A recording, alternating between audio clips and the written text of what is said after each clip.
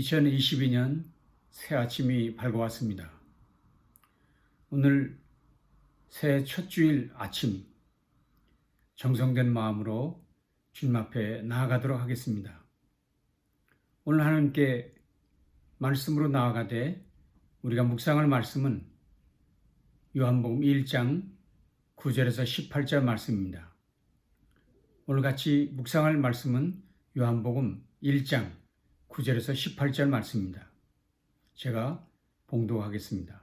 참빛 곧 세상에 와서 각 사람에게 비추는 빛이 있었나니 그가 세상에 계셨으며 세상은 그로 말미암아 지은 바 되었으되 세상이 그를 알지 못하였고 자기 땅에 오매 자기 백성이 영접하지 아니하였으나 영접하는 자 곧 그 이름을 믿는 자들에게는 하나님의 자녀가 되는 권세를 주셨으니 이는 혈통으로나 육종으로나 사람의 뜻으로 나지 아니하고 오직 하나님께로부터 난 자들이니라.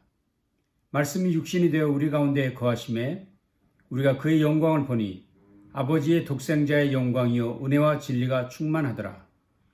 요한이 그에 대하여 증언하여 외쳐 이르되 내가 전에 말하기를 내 뒤에 오시는 이가 나보다 앞선 것은 나보다 먼저 계심이라 한 것이 이 사람을 가리킴이라 하니라. 우리가 다 그의 충만한 데서 받으니 은혜 위에 은혜로라. 율법은 모세로 말미암아 주어진 것이요 은혜와 진리는 예수 그리스도로 말미암아 온 것이라. 본래 하나님을 본 사람이 없으되 아버지 품속에 있는 독생하신 하나님이 나타내셨느니라. 아멘.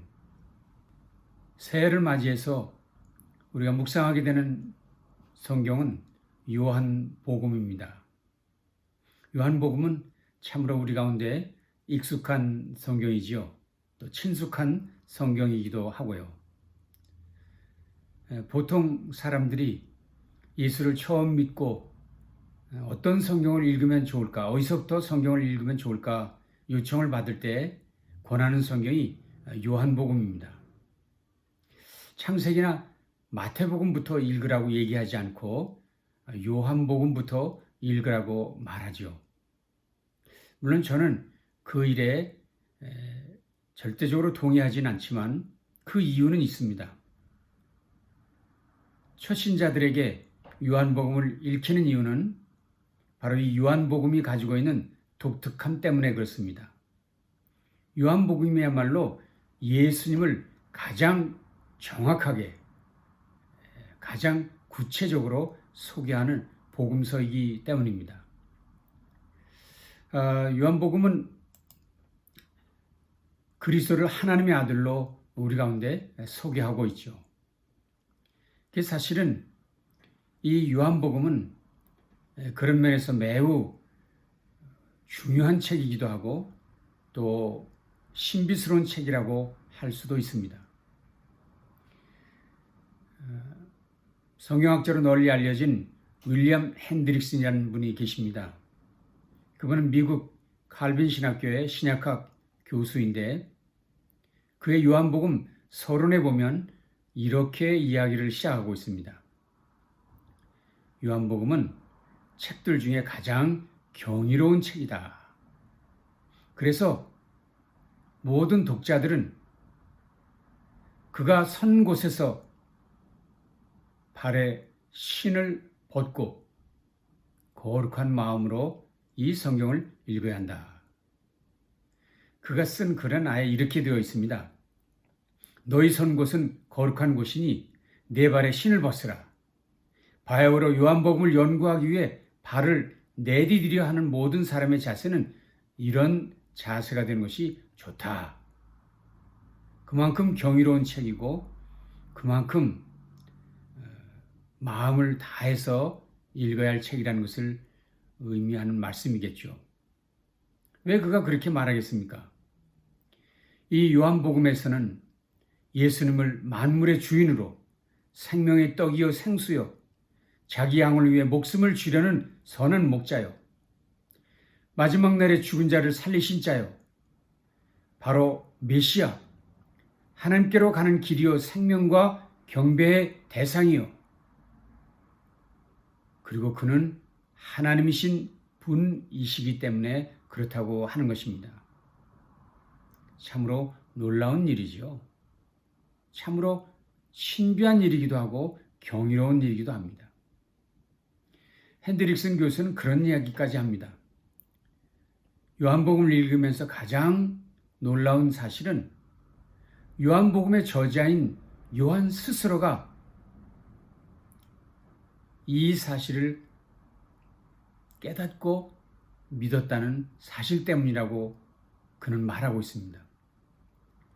왜 핸드릭슨 교수가 그런 말을 할까요? 여러분이 아시는 대로 요한이라는 사람은 그 성격이 상당히 과격하고 급했던 사람입니다. 그는 본래 세례 요한의 제자였었습니다. 자기의 본업인 고기잡이를 다 팽가치고는 메뚜기와 야생꿀을 먹는 광야로 나가서 세례 요한을 따랐던 사람이었거든요. 그랬던 그가 예수를 만나게 됩니다. 물론 그의 스승 세례 요한이 말하던 그 메시아를 그가 만난 것이죠.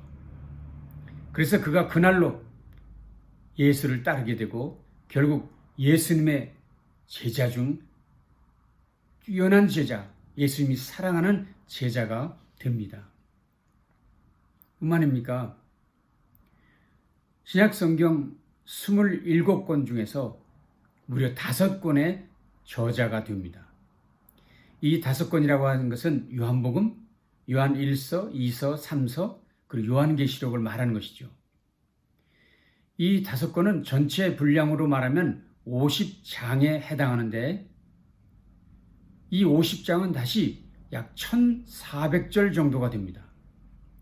상당히 많은 분량의 글을 신약성경에서 남기고 있어서 바울 다음으로 성경을 가장 많이 쓴 사람으로 기록되고 있습니다.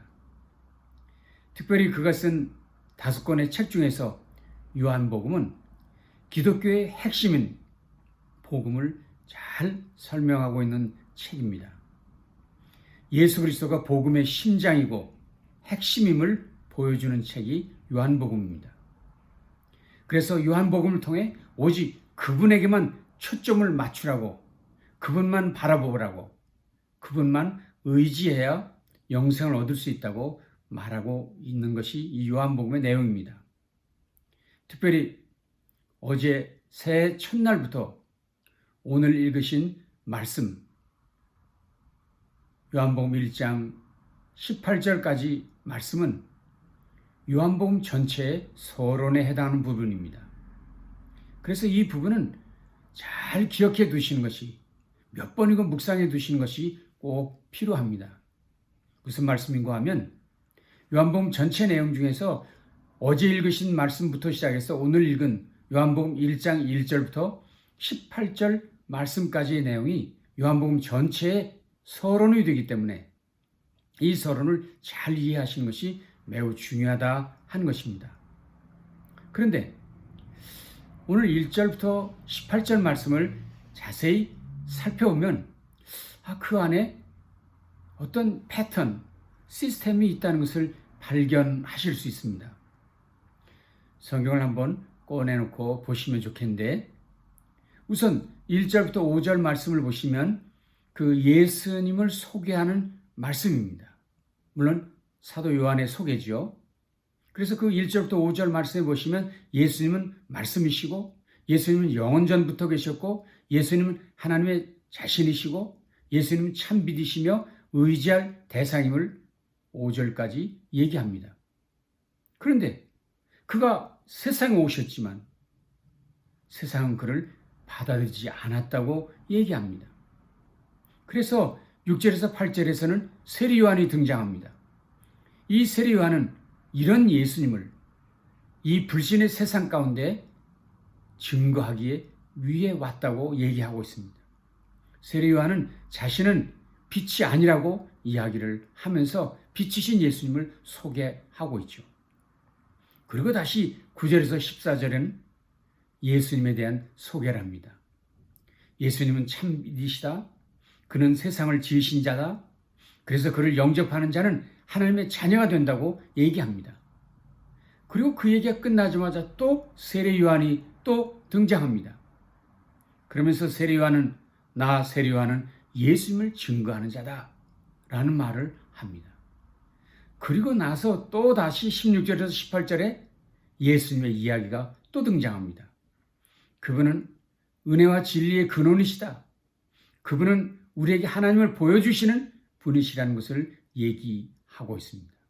자, 여기까지 살펴보면 예수님이 소개되고 세례 요한이 등장하고 예수님이 소개되고 세례 요한이 등장하고 이 얘기가 반복되고 있는 것을 느끼실 수 있지 않아요? 어떤 시스템, 어떤 패턴이 있다고 하는 것을 느끼실 수 있지 않습니까? 다시 말하면 예수님이 소개되고 그분을 증거하는 세례 요한이 등장하는데 세례 요한은 왜 등장합니까? 소개된 예수님을 세상 사람들이 믿지 않았기 때문에 그를 증거하는 세례 요한이 등장해서 이 예수님을 믿도록 예수님을 더 확실히 증거하는 순서로 진행되고 있다는 것입니다. 그러면서 중간중간에 사람들의 반응이 삽입되어 있었어요. 말씀드린 대로 사람들이 어떻게 했습니까? 5절에 보면 빛이 어둠에 비추되 어둠이 깨닫지 못하였다. 깨닫지 못했다는 거죠. 뿐만 아니라 10절, 11절에 보면 그가 세상에 계셨으며 세상은 그로 말미암아 지은 바 되었으되 세상은 그를 알지 아니하였다. 자기 땅에 오매 자기 백성이 영접하지 아니하였다. 느끼지도 못했고 알지도 못했고 영접하지도 않았다고 이야기하고 있습니다. 왜 이런 이야기를 강조하고 있는 것일까요? 예수님이 오셨는데도 세상은 그가 온 것을 느끼지도 알지도 영접하지도 않았기 때문에 그래서 세례 요한이라는 사람을 보내서 그 예수를 믿고 영접하도록 하기 위함이었다고 하는 것을 이 본문 속에서 우리가 살펴볼 수 있다고 하는 것입니다. 그러면 오늘도 우리가 이런 본문을 읽고 우리가 내려야 되는 결론은 무엇일까요? 이건 다른 게 아니죠. 아하, 이런 놀라운 주님이 우리 가운데 오셨구나. 우리가 너무 안 믿으니까 세례 요한 같은 증인을 보내셨구나.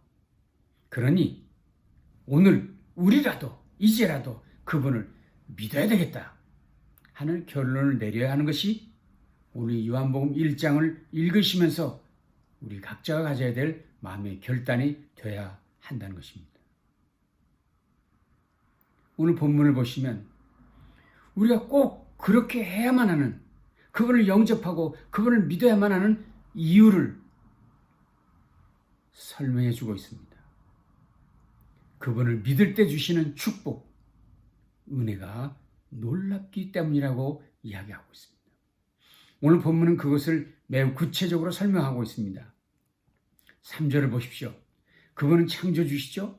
4절, 그분은 생명의 근원이시죠. 8절, 그분은 참빛, 그것도 우리에게 비추는 빛이십니다. 이 모든 것은 그분이 하나님이심을 증명하는 것이지요. 그분이 하나님이라는 것을 말씀하고 있는 것입니다. 그런데 그 놀라운 분이 말씀하셨습니다. 12절, 영접하는 자, 곧 그 이름을 믿는 자들에게는 하나님의 자녀가 되는 권세를 주셨으니, 그분이 자신을 소개하고 그리고는 사람들을 향하여 초청하셨습니다. 영접하는 자, 그 이름을 믿는 자들, 그분이 우리를 부르셨습니다. 그분이 우리를 영접하도록 요구하고 있습니다. 영접하기만 하면 이런 모든 놀라운 은혜의 복의 소유자가 될 수 있다고 얘기하고 있습니다. 더 놀라운 일은 이 놀라운 복의 소유자가 될 수 있는 길은 혈통으로나 육정으로나 사람의 뜻으로 되는 것이 아니다. 혈통이라는 말이 뭐죠? 족보가 좋으면 된다? 아니죠. 육정으로가 뭐죠? 사람의 욕심으로 그것이 되느냐? 아니라는 거죠. 사람의 뜻으로, 사람의 계획으로 절대로 아니라 오직 하나님께로부터 나는 자라야 그 일이 이루어질 수 있다고 말씀하고 있습니다. 다시 말하면 하나님께서 하시면, 하나님께서 허락하시면 이런 놀라운 복을 소유하는 하나님의 자녀가 된다 말씀하고 있는 것입니다. 이 사실을 먼저 깨달았던 세례 요한이 말했습니다. 16절, 우리가 다 그의 충만한 데서 받으니 은혜 위에 은혜로라. 세례 요한은 먼저 이것을 깨달았습니다. 그래서 그는 말했습니다. 우리가 다 그의 충만한 데서 받으니 은혜 위에 은혜로라. 은혜 위에 은혜라는 말이 좀 어려우신가요? 쉬운 번역입니다. 우리는 모두 그의 충만함에서 선물을 받되 은혜에 은혜를 더하여 받았다. 선물을 받되 은혜에 은혜를 더하여 받았다. 유진 피터슨의 메시지 성경은 이렇게 번역을 했습니다.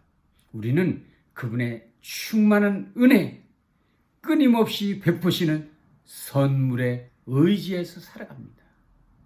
그분의 충만한 은혜, 끊임없이 베푸시는 선물에 의지해서 살아가게 됩니다. 이것이 세례 요한의 고백이었습니다. 그렇습니다. 그가 만난 예수님은 은혜의 실체이며 은혜의 근원 되셔서 그로부터 끊임없이 은혜 위에 은혜, 은혜 위에 은혜를 거듭해서 받게 되는 풍성한 삶을 살게 된다는 것입니다. 그렇습니다. 그분은 영원한 은혜의 셈이십니다.